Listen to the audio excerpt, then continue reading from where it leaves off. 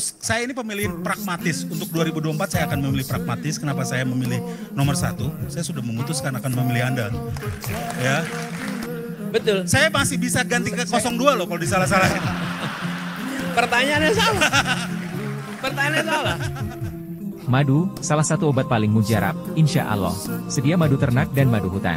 Dihasilkan oleh lebah dari nektar bunga asli, bukan dari gula yang dimakan lebah. Proses higienis, kemasan praktis dan elegan. Garansi 1 juta rupiah jika terbukti madu kami tidak asli. Terbaik, madu kelanceng, dari lebah spesial. Hubungi. Oke, kita akan panggil Semino Slim Boy. Nih galak di Twitter nih Mas. Galak. Sama pendukung yang lain, sama pendukung Mas Anies mah enggak dia. Iya, galak, Pak. Jangan. Gua nggak usah duduk ya. Iya. Terserah. Jadi Kesulitan anatomi. Nobody cares to lele kan. Oke, Ya, siap. benar. Lanjut. Selamat siang Mas Anies. Selamat siang Mas Em. Mas Anies, saya mewakili, ini jangan dihitung dulu ya. Saya mewakili komika, praktisi IT juga. Dan yang paling utama saya ini kafir ya. Dan itu kan yang coba ditarik ya Mas Belum Anies ya. apa-apa udah politik identitas. Saya nggak ngomong loh. Ya.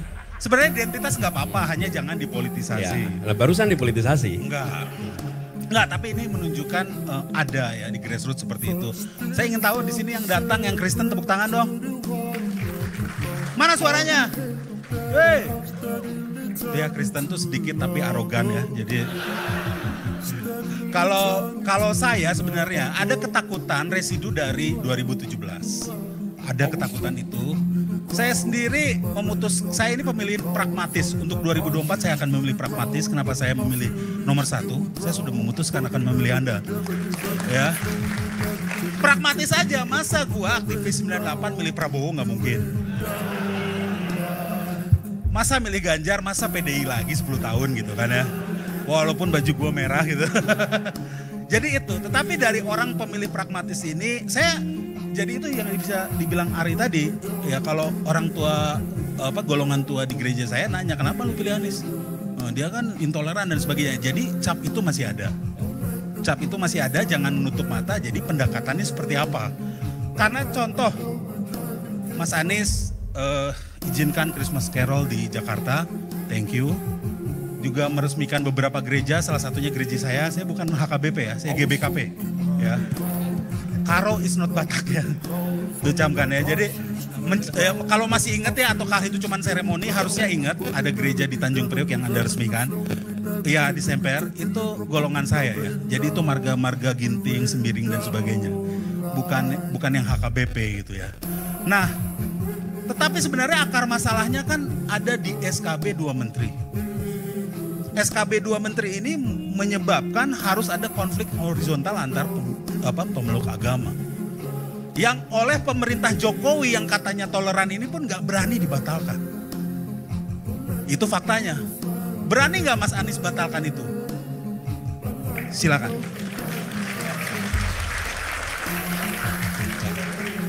Mas Semi, terima kasih. Terima kasih sudah mengambil keputusan untuk mendukung walaupun dengan metode eliminasi. Betul. Nah, iya kan?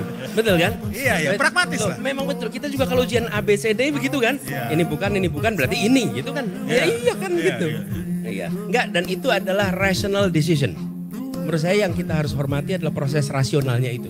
Apapun alasannya. Nah, kemudian yang kedua terkait dengan itu. Pengalaman kami di Jakarta nih, Mas Yemi.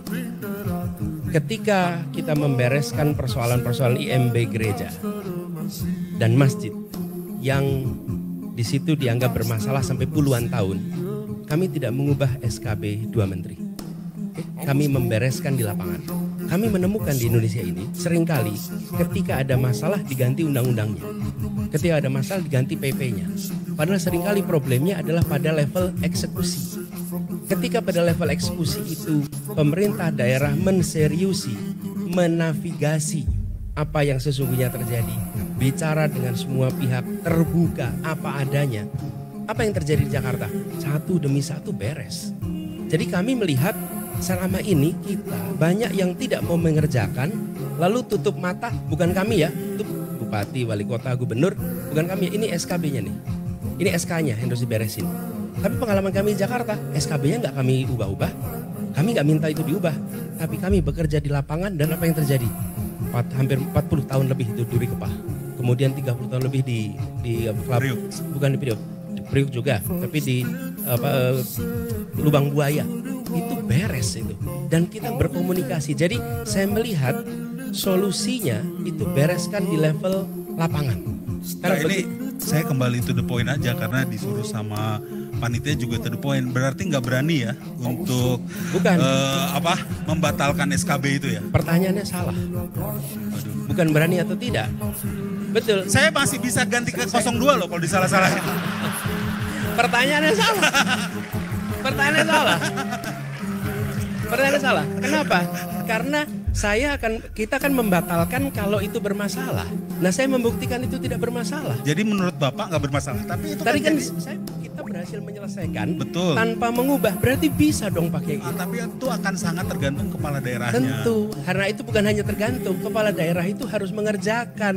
Harus ada komitmen. Dan ketika kepala daerah komunikasi didengar semua warga.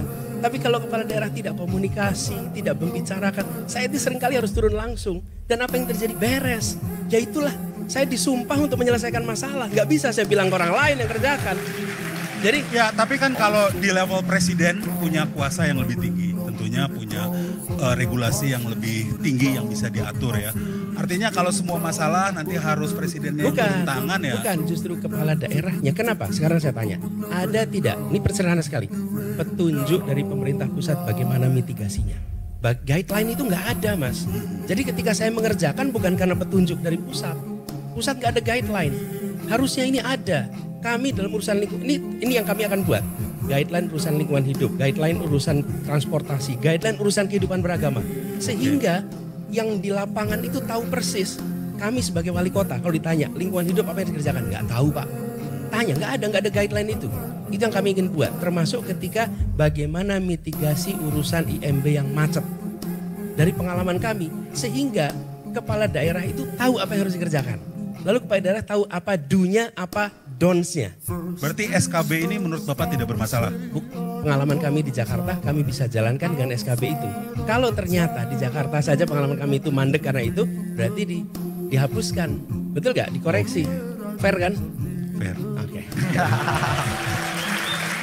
Masih punya kok. Udah. ya. Waktu udah habis. Oke, thank you Bang Semi. Natsa Slim Boy. Ini nextnya gue undang ke podcast gue aja Oh, ya. iya. Boleh. Kalah kan Iya. lo? Salam dulu Iya. dong. Apa? Hey. Lo nggak mau? Iya. Beda sikap. Iya.